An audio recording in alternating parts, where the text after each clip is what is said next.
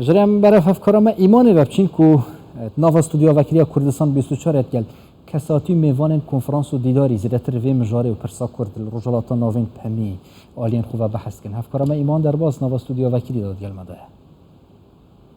نهال برلمان کردستان يعني لفولا باتك زيادة جنگشين زيادة تابن هري زيادة لسرن جبركو أفخولا برلمان كردستان دهتا دريش كرن دما ياسايا بخولشش يازده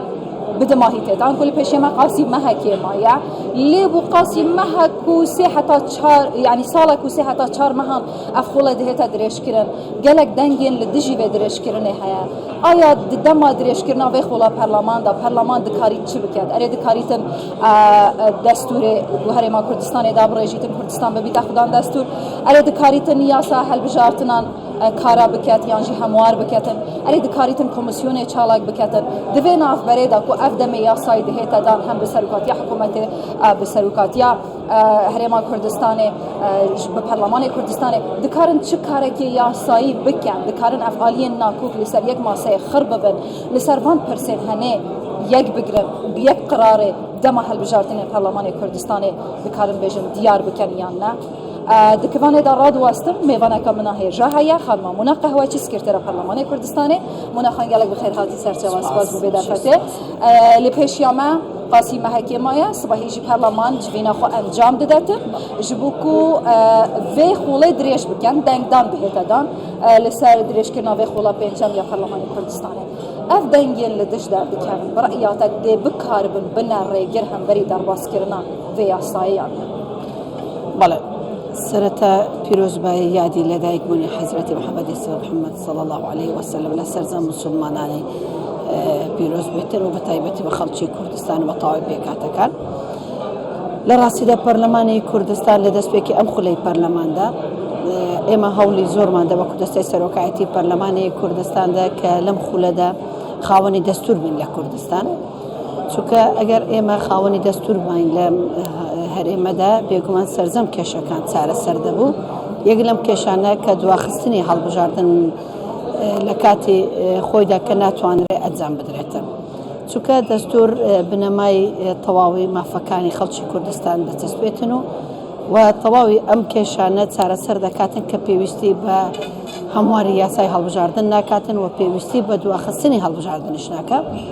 و دۆخی ئێستای عێراقدا یەکێکە لە هەرە گرنگەکان کە سەقامگیری عێراق پارێزراو نییە و تا ئێستا لە ماوەی یەک ساڵدا هەڵبژاردن ئەنجام درانەوە لە ئەنجومەنی نوێنەرانی عێراقدا نەیانتوانیوە کە حکوومەتێکی پێک بهێنرێتن کە حکوومەتێک بێتن نوێنەرایەتی سەرجەم خەڵکی عێراق بێتن بە تەواوی پێکاتەکان و پەرلەمانی کوردستان هەمیشە کاری کردووە لە بەرژەوەندی خەڵکی کوردستان و لەم خولەی پەرلەمانی کوردستاندا توانرا کە زۆرترین یاسا لە بەرژەوەندی خەڵکی کوردستاندا پەسەند بکرێتن ئەم پرۆژە و یاساینە کە هاتوتە پەرلەمانی کوردستان چ بە ڕێگای حکوومەتی هەرێمی کوردستان چ بە ڕێگای پەرلەمانتارە بە ڕێزەکان پێشکەشی دەستەی سەرۆکایەتی پەرلەمانیان کردووە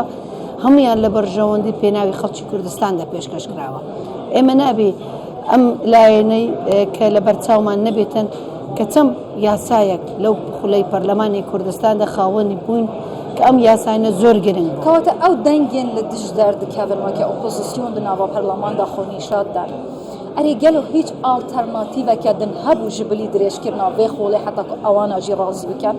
ئێمە چەندەها کۆبنەوەمان کرد لە نێوان سەرۆک فراکسیۆنەکان وەکو دەستەی سەرۆکایەتی پەرلەمانی کوردستان تاکو ڕێککەون لەسەر یەک پرۆژەیەکی نیشتیمانی بۆ ئایا بەردەوام بوون لەسەر ئەم یاسایە کە ئێستا هەیە لە پەرلەمانی کوردستان کاری لەسەر دەکرێت یاخود هەموارکردنی یاسای هەڵبژاردننی پەرلەمانی کوردستاندا لاینە سیاسیەکانی هەرێمی کوردستان چەند کۆبنەوەیەک لە ئاستی سەرۆکایەتی هەرێمی کوردستان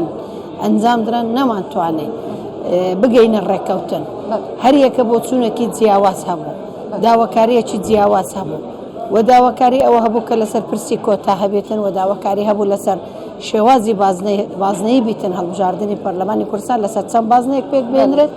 بۆیە ئەمانە بۆ ڕێگر کە نەتوانرا هەڵبژاردن لە کاتی خۆیدا تەمام ئەم بەحسی ڕێگریە جارێ لە ئالیەکێ دەن بهێڵن موناخان اف درێژکردنا vê xola پەرلەمان dikare çi qazanca hebîtin ji bo gelê Kurdistanê aya Kurdistan di vê maweyî da dê bikar bîtin bibîte xudan destûr armanc ev e erê de çi bi serê yasaya helbijartinan hêtin daxwazên pêkhateyan çine bi kurtasî ji berdema mitin eşkere baş. بنسبة أوي قازانزي كدريش كردني تمني برلماني كردستان بيجمع قازانزي زورا يقلوا باش يقلوا بروجي عساينا كما وتو لبرلماني كردستان زي بتزيد كريتن جرينجيدان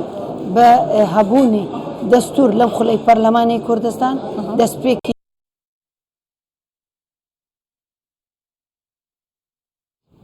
لبورين و دیاره خود بوده لی مجرد هفکارم ایمانت گل میوان خو مناقه واجب حسکری سکرتیر پارلمانت و